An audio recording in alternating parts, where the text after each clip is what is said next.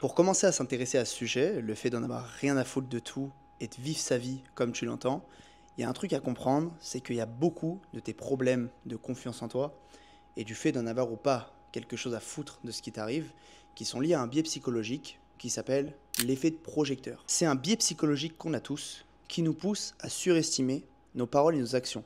On pense que quand on arrive dans une pièce, qu'on dit un mot de travers, que tout le monde va s'en rappeler. Alors qu'en réalité, dans la vie et au quotidien, tout le monde est rivé sur son nombril. Personne n'en a quelque chose à faire de ce que tu viens de dire. D'ailleurs, à la base, le Spotlight Effect, c'est quelque chose qui avait été mené avec des groupes de participants qui devaient porter des t-shirts un peu bizarres, un peu embarrassants. Et en fait, on a remarqué que les personnes qui portaient les t-shirts surestimaient largement l'importance de ce qu'il y avait écrit sur le t-shirt et surestimaient largement les remarques qu'ils allaient prendre. Alors qu'au final, tout le monde s'en foutait. En parlant de t-shirt, il y a quelques années de ça, beaucoup de gens m'ont connu grâce à ça.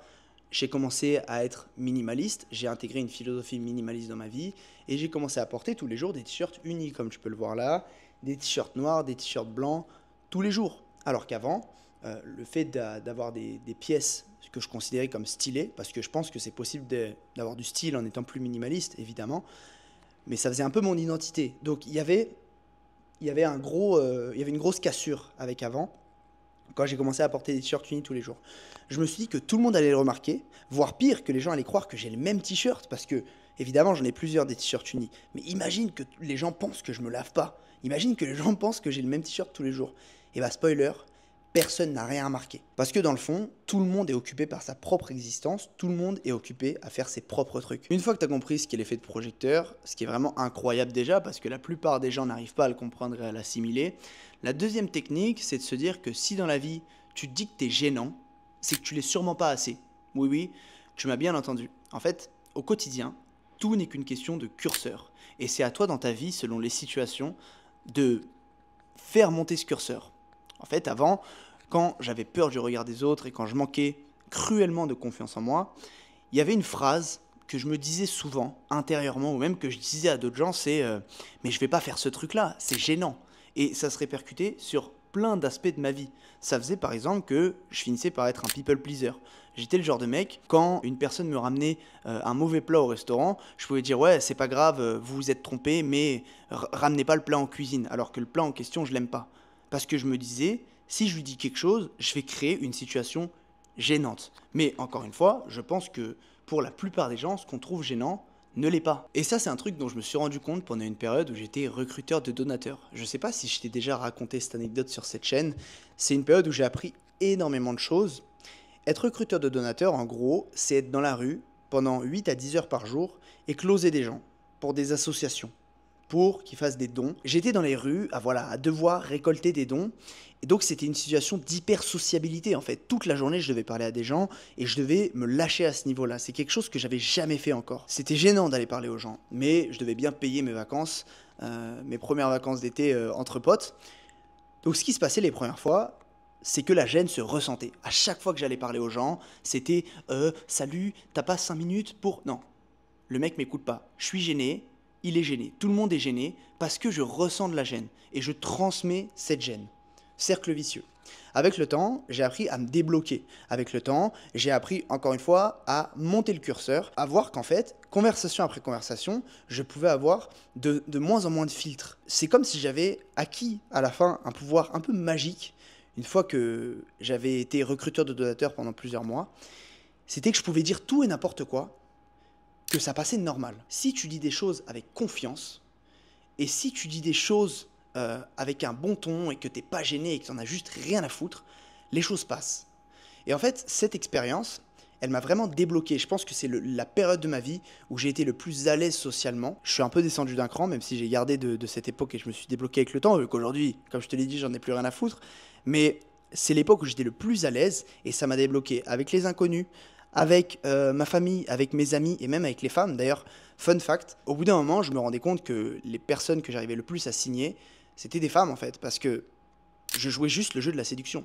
Alors oui, la séduction n'a rien à voir avec le fait de signer et donner à une association, mais que veux-tu? L'être humain, est une créature émotionnelle. C'est comme ça que je jouais le truc. La plupart des personnes chez qui je récoltais des dons, c'était des femmes. Parce que j'avais ce truc-là où j'étais vraiment de plus en plus à l'aise. Voilà, encore une fois, cette situation m'a permis de monter le curseur. Donc dis-toi que toutes les fois, quasiment toutes les fois, évidemment, l'idée c'est pas d'hurler dans le métro ou de te mettre tout nu dans la rue, je te dis pas de faire ça, mais quasiment toutes les fois où tu te dis « Ah non, je vais pas faire ce truc, c'est gênant », ça ne l'est pas assez. Les personnes n'ont pas le même curseur que toi. Et encore une fois, effet de projecteur, tu te dis qu'un truc va être gênant alors que personne ne le remarque. La troisième technique à mettre en place dès aujourd'hui pour en avoir plus rien à foutre, c'est juste de te mettre dans des situations au quotidien qui te montrent que tu es une personne capable. Il faut que tu aies des retours de la réalité qui te montrent que tu es compétent. On va pas se mentir, la plupart des gens qui se posent énormément de questions et qui ont peur du regard des autres, c'est parce qu'ils n'ont pas confiance en eux. Et ils n'ont pas confiance en eux parce qu'ils ne sont pas compétents. Au contraire, très souvent, ce sont des personnes qui sont très compétentes dans certains domaines, mais qui ont un énorme décalage entre leurs valeurs perçues et leurs valeurs réelles. Ils se perçoivent comme moins bons que la moyenne, ils se perçoivent comme mauvais des fois, alors que c'est tout l'inverse. Et d'ailleurs, l'inverse existe. Des personnes qui manquent pas d'air, qui ont archi confiance en eux, mais qui sont médiocres dans ce qu'ils font, mais qui quand même arrivent à accomplir des choses. Donc si on prend les deux extrêmes, je pense que les personnes qui ont du bagou, mais qui sont médiocres, y arrivent mieux.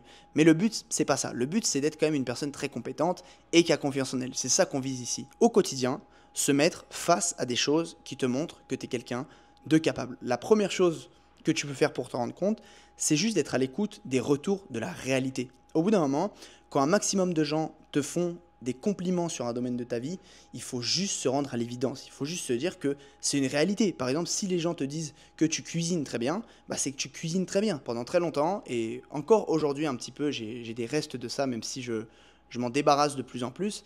J'étais atteint d'un mot qu'on emploie sur les réseaux. J'ai appris ça pendant une conversation avec quelqu'un, de dysmorphie corporelle. La dysmorphie corporelle, ça consiste à voir son physique de manière biaisée. Dans mon cas, je considère que mon physique, aujourd'hui, est plutôt moyen. Je ne dis pas qu'il est mauvais, ça serait faux, et ça serait faire de la fausse humilité, mais mon physique, je le trouve normal, je le trouve moyen. Or, quand je me balade dans la rue, quand je suis dans le métro, force est de constater que mon physique n'est pas dans la moyenne des gens, en fait. Je ne dis pas que j'ai le meilleur physique du monde, surtout si on se compare aujourd'hui de plus en plus au top 1% des physiques sur les réseaux sociaux, mais j'ai un très bon physique, c'est factuel. Et même dire ça, j'ai du mal à le dire encore aujourd'hui, mais il y a des gens qui me font des remarques sur ça en fait. Quand je suis dans une soirée où des gens ne me connaissent pas, il y a toujours au moins une fois minimum où une personne, pendant une conversation, va briser la glace grâce à ça. Par exemple, en me disant « Ah, t'es musclé, qu'est-ce que tu fais ?» etc.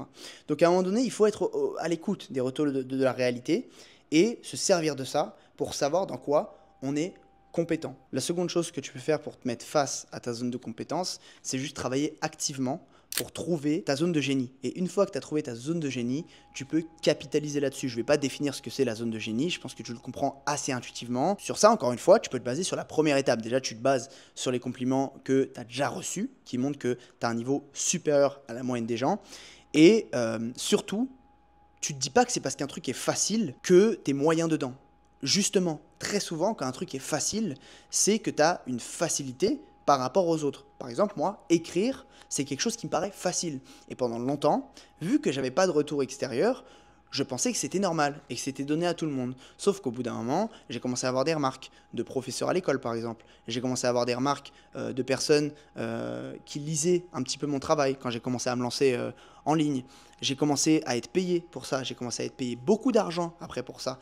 Et j'ai aussi lu ce que d'autres personnes pouvaient lire et je me suis rendu compte, en toute modestie, que j'écrivais mieux et plus vite que la moyenne des gens. Et c'est pas parce que c'est facile pour moi que c'est un skill moyen à avoir ou alors que je suis normal. Justement, c'est parce que c'est facile que ça vaut le coup, que je m'y investisse. Et c'est pour ça que c'est une zone de génie. C'est pour ça que je suis spécial, tout simplement. Donc, trouve ta zone de génie. C'est ultra important pour te sentir compétent et te sentir, entre guillemets, intouchable, en fait. Une fois que tu te sens compétent dans quelque chose, quand des gens, par exemple, si ça arrive des situations où une personne veut te rabaisser sur un domaine, tu sais que tu n'es pas un bon à rien. Tu sais que tu as des compétences à faire valoir. Tu sais que tu es quelqu'un qui est capable de faire des choses, qui est capable d'accomplir de grandes choses et qui est capable d'être meilleur que la moyenne dans certains domaines. Évidemment, le but, c'est pas d'être meilleur dans tout, mais il y a des domaines où tu es bon. Et c'est ça qui va te permettre petit à petit de gratter de la confiance et encore une fois d'en avoir rien à faire du regard des autres. Et retiens bien ce que je viens de dire sur le fait de ne pas vouloir être excellent en tout, ça sert à rien. Il y a une phrase un peu cliché qui tournait pendant longtemps quand on était plus jeune sur Facebook, c'était un truc du genre passe sa vie à faire penser à un poisson qui doit grimper à un arbre pour être bon et il se sentira stupide toute sa vie. Quelque chose comme ça, c'était souvent attribué à Einstein d'ailleurs dans ses posts Facebook. Et bah c'est un peu ça en fait. Ne va pas te comparer à des gens où tu sais que c'est perdu d'avance. Par exemple, je reprends l'exemple du sport parce que c'est parlant. Je suis pas quelqu'un de très fort. Je pousse pas très lourd à la salle. J'ai pas une force brute très développée et c'est pas quelque chose qui m'intéresse en fait. J'ai jamais trop capitalisé là-dessus et je sais que génétiquement je suis pas non plus prédisposé pour ça. Bah je vais pas aller me comparer aux performances d'un mec des pays nordiques qui fait 190 kilos. Ça n'aurait aucun sens. Je me compare aux personnes dans ma catégorie entre guillemets. Donc voilà, te compare pas aux personnes à qui ça sert à rien de se comparer. Quatrième technique pour n'avoir plus rien à foutre. Ça rejoint un petit peu le premier point. Fais le deuil de la perfection. Vouloir être parfait en permanence et vouloir faire des trucs parfaits, ça va créer plusieurs problèmes. Le premier problème, comme je te le disais, ça rejoint le premier point, c'est que dès que tu vas dévier un petit peu de cette version parfaite que tu veux incarner, tu vas t'en rendre compte. Par exemple, tu vas avoir une image parfaite en public, tu vas te rendre compte de ça, et effet de projecteur oblige, tu vas penser que tout le monde le remarque, alors qu'encore une fois, tout le monde s'en fout. Deuxième problème, si ton idéal c'est la perfection, eh ben, tu vas passer ta vie à juste rien faire, à juste être bloqué, parce qu'en fait, tout ce que tu pourras faire, ça sera en dessous de tes attentes, tout simplement. On commence pas parfait. Par exemple, je reprends l'exemple de l'écriture. Je sais très bien écrire, je suis très bon en écriture, mais je suis pas Baudelaire. Je suis pas un excellent écrivain et je cherche pas à faire ça. Je cherche pas à être parfait. Je cherche à être très bon. Évidemment, ici, on vise l'excellence. On cherche pas à être médiocre, mais je pense que c'est quand même bien de faire un minimum le deuil de la perfection pour pas se prendre la tête à chaque fois en faisant des trucs en dessous de ses attentes en fait. Parce que le perfectionnisme, c'est un truc qui touche tellement de gens. Et moi le premier, il n'y a pas plus tard qu'il y a quelques jours, je me suis renseigné pour prendre des cours de surf parce que je suis en ce moment en bord de mer au Vietnam. Et les premières pensées qui me sont venues, c'est ouais, mais c'est un peu chiant parce que je vais faire que quelques cours. Et je vais pas pouvoir le faire de manière avancée, on va dire. Ça va pas être sérieux. Je vais faire deux trois cours. Peut-être en plus que je serai nul. Peut-être que même les gens avec qui je serai vont me juger. On n'en sait rien. Et je pourrais pas aller dans la performance. Et après réflexion, je me suis dit, ouais, mais on s'en fout en fait. Qu'est-ce qui est le plus intéressant? Qu'est-ce qui est le plus important dans ta vie? C'est de te créer des expériences à raconter et qui vont pouvoir t'enrichir et qui est faire du surf. Même si tu étais nul en fait, c'est une histoire marrante à raconter. Ou alors, est-ce que le plus important, c'est d'être le meilleur surfeur du monde? Le plus important, c'est de raconter des histoires, vraiment. C'est de se créer des nouvelles expériences, c'est de vivre une vie pleine. Donc finalement, je vais faire quelques cours de surf, que je sois bon ou pas bon, je vais juste kiffer le processus, je vais y aller, je vais me marrer, je vais rencontrer des gens, et puis c'est tout en fait. Je cherche pas la perfection du premier coup, parce que sinon je fais rien. Tente beaucoup, échoue encore plus.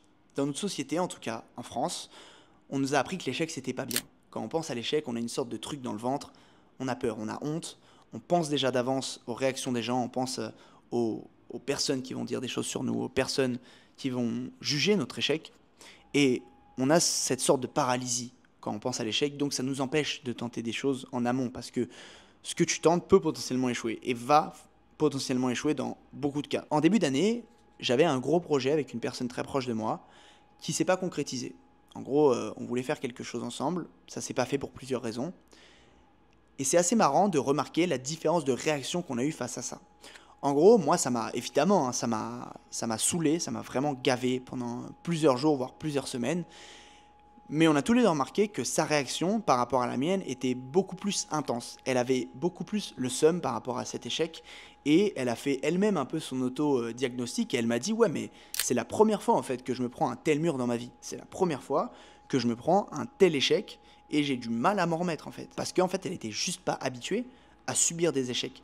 Là où moi, le temps que ça m'a mis mal, mais je suis passé à autre chose. Je me suis dit ok, c'est dans la liste de mes échecs. Et en plus de ça, si je devais faire dans le cliché, je te dirais que j'ai appris beaucoup de choses parce que c'est un projet que je relancerai très bientôt et ça m'a appris des choses en fait. J'ai appris beaucoup de choses, ça va aller beaucoup plus vite la prochaine fois.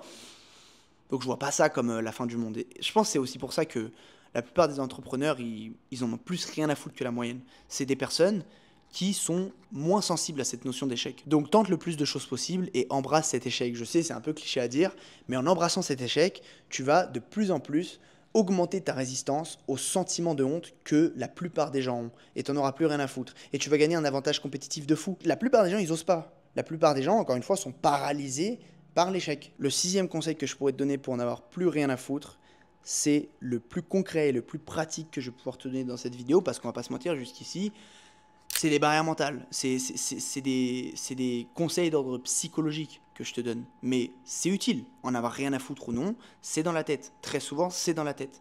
Mais là, ce conseil, tu vas vraiment pouvoir l'appliquer au quotidien, c'est mesurer dans ta vie, c'est mesurer ce que tu fais, c'est mesurer tes progrès, mesurer aussi tes échecs, parce que dans la vie, tout ce qui se mesure s'améliore.